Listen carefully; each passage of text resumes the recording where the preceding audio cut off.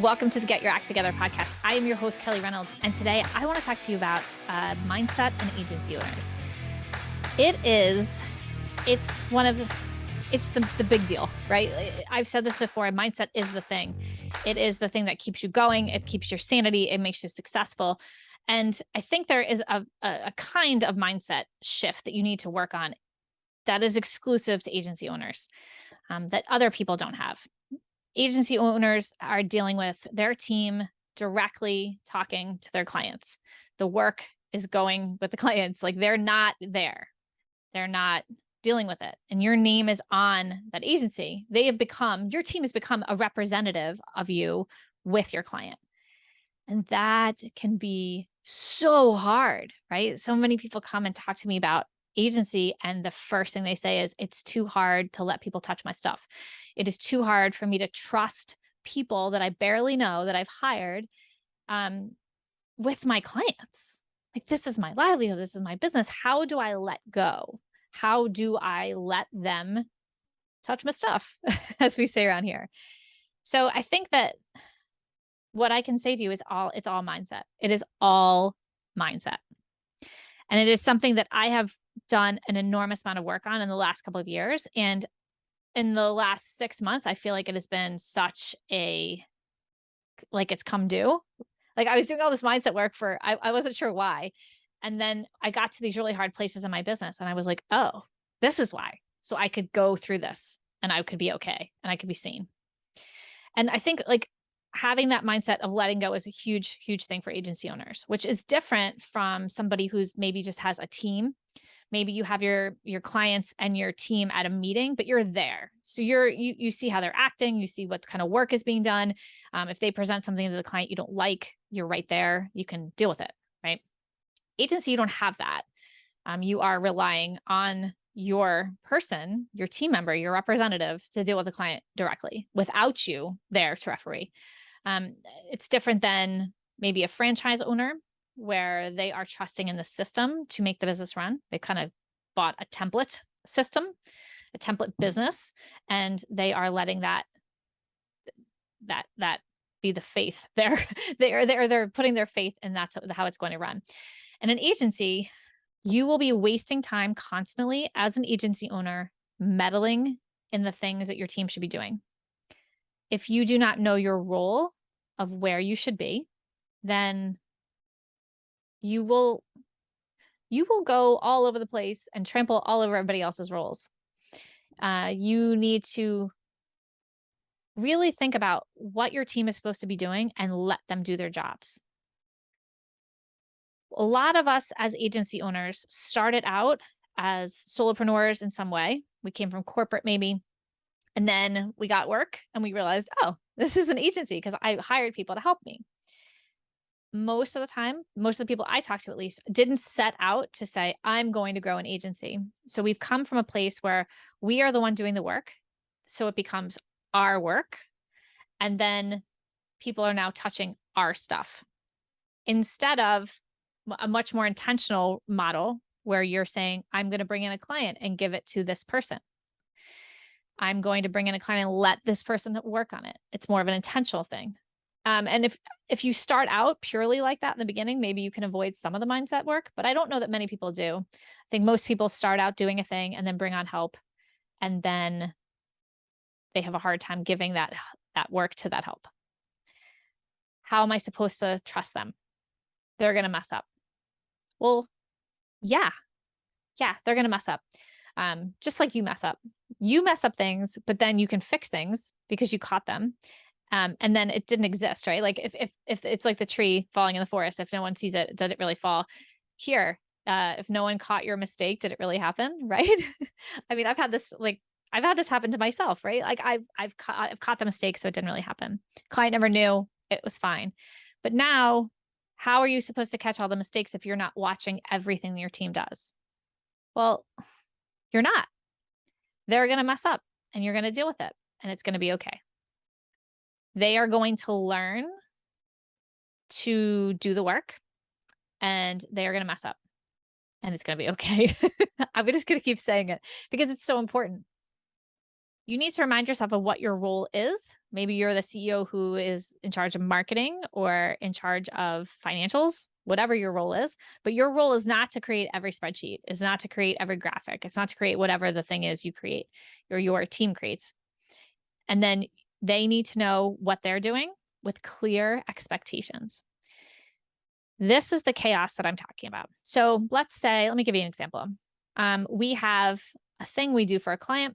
I have brought on a team member to help me with that client thing. And we have training for that, which is an excellent way to show your team how to do things. And it's also an excellent way for you to feel like they know what they're talking about, because more training you know they have, then they go, okay, well, they know how to do this. It gives you more confidence that they will be fine. But what if you give them a 12-step process, a spreadsheet, or what if you give them a 12-step SOP? And they say, awesome. And they go in and they do 12 steps, except you only wanted them to do 4 of them because you're scared they're going to touch all the things, or they don't really know how to do those things.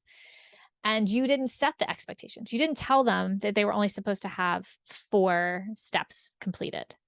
Now, they feel like they don't know what the hell's going on. Now they have touched things and they feel like they've messed up, even though they thought they were doing a good job by doing all of the steps. And everyone feels bad. Everyone feels bad about it. Nothing is done right. And the client work may have suffered because you weren't clear with what you wanted to tell them. Whenever this happens to me, and it has happened, I am not perfect. I don't always set clear expectations like I want to. I realize that when my team ask me questions like, oh, when is this due? Really important to tell them that. And they are great at asking for those expectations so that it is more clear. But what happens when something does get messed up? What happens then? This has been a big mindset shift for me because my first instinct is to flip out and want to scream and say, like, how could you have messed this up? Like, what are you doing? Why are you an idiot? Right. I think that's the first thought that comes to my head. Maybe not anymore, but definitely in the beginning.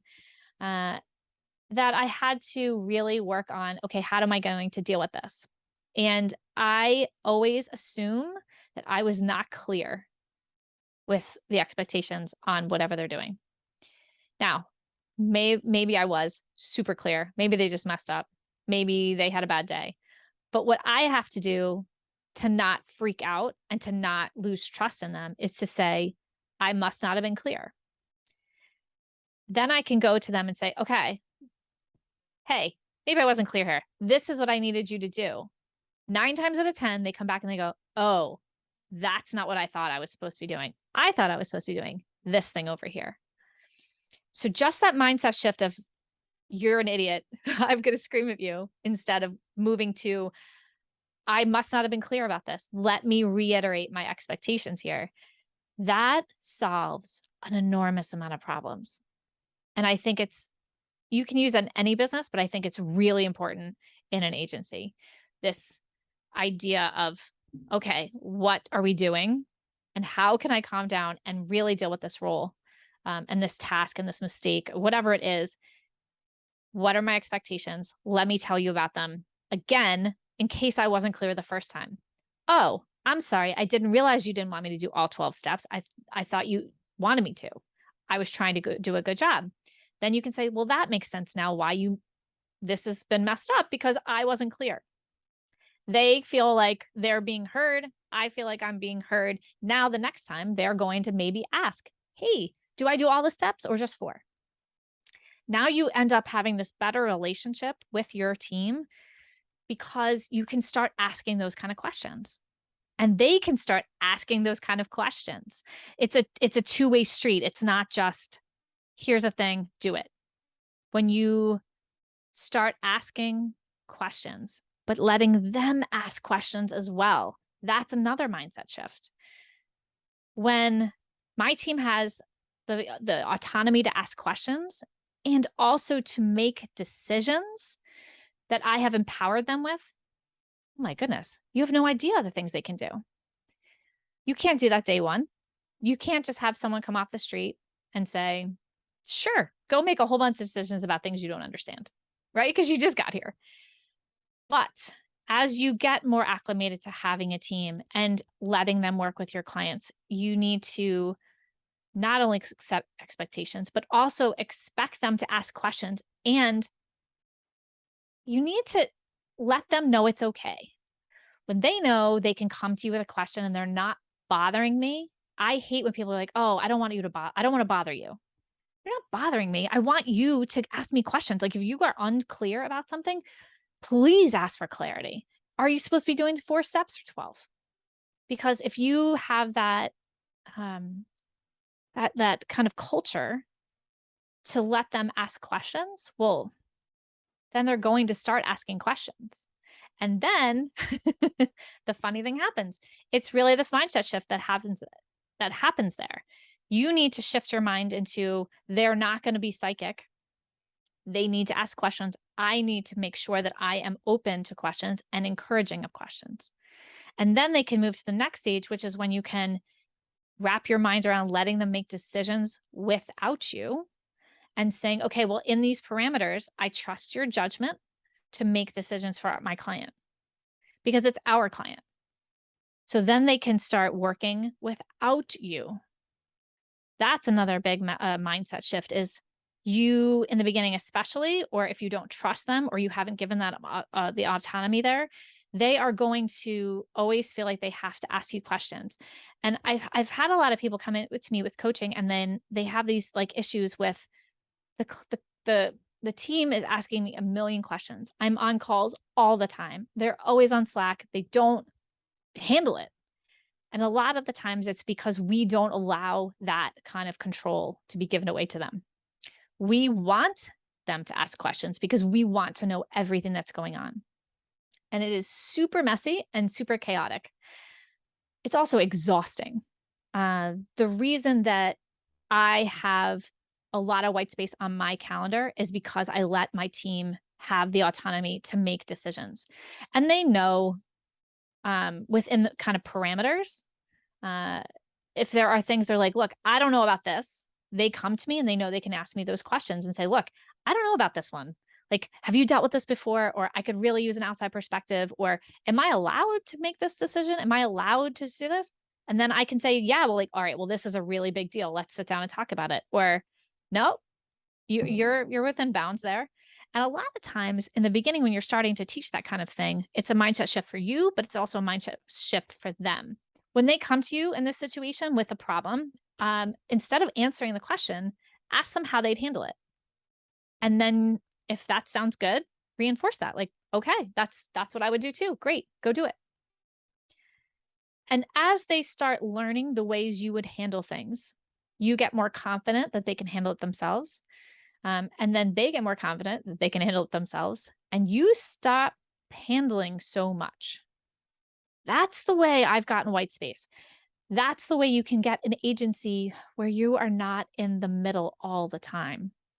You need to let the people do their jobs because you've trained them well, because you trust that they can make good decisions, and you've given the autonomy for them to make those decisions on their own while having a culture of them being able to come to you with any questions you can at any time in case they are outside of the bounds of where they feel confident or where they're not sure of a problem. And all of these things mess with your mind. They are hard. They are hard to deal with. It's one of the biggest parts of my coaching is how to help people get to a place where they go from, I need to know everything you're doing and I need to look at all your work, to I trust you to make decisions on your own for these clients, and come to me if you need me. That's like, there's like a spectrum there. And that's hard. That's where the mindset work comes in. And there are a million different ways to work on your mindset. A lot of it is just repetition. I am a big fan of Brooke Castillo at the Life Coach School.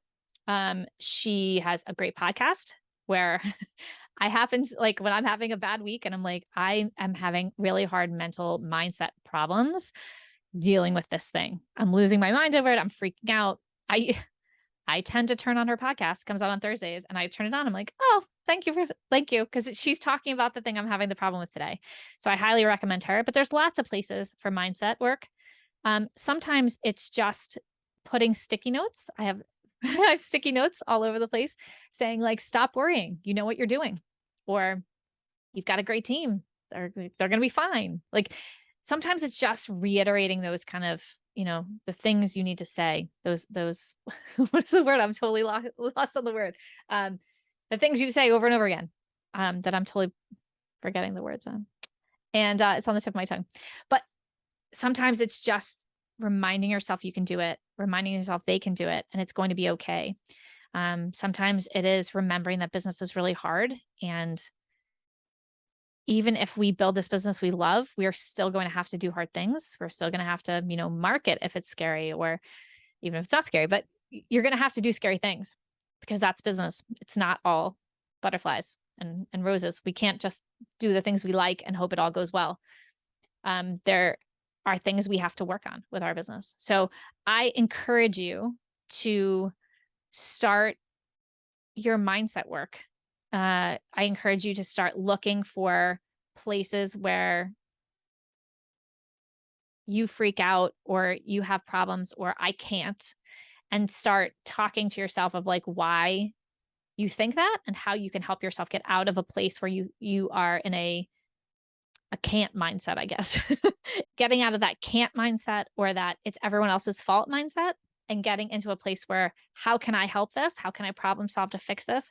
How can I bring a little peace and sanity to my brain? These are the places you want to move to. I highly encourage you to start exploring those things. And I have to tell you, like, it has been my savior. I will say that I was on a call with my coach in the middle of all of this blow up with this client. We were booking all these hours. Everything was crazy. I was working all this time. Everything was really uncertain. And I was on the call and she's like, I'm so proud of you. Like, you're very zen today. Like, I was within my power, I think is what she said, because I believed that I knew what I was doing. I believed that I was really good at my job and I believed that I could figure out how to figure it out. And that has been a lot of mindset work. So I really highly recommend that is something you focus on. It's an intangible. It's not like a course where you get a certification and now you know how to, do launches or make spreadsheets or whatever it is. It is much more intangible and it's a constant work. It is constant work. Multi-millionaires, business owners, 8-figure, 10-figure businesses, whatever it is, they still work on this all the time. Your mindset is always fighting you. So I highly encourage you to work on that. And good luck. And I'll see you next week. Thank you so much for joining me this week. If you have an agency or want to create one, come join my Facebook community, Get Your Agency Together, where we talk all the things growing and scaling your agency. For show notes and more info on all the things, head over to reynoldsobm.com. Follow me on Instagram and Facebook at ReynoldsOBM. And finally, if you enjoy this podcast, I would love for you to give us a review on iTunes.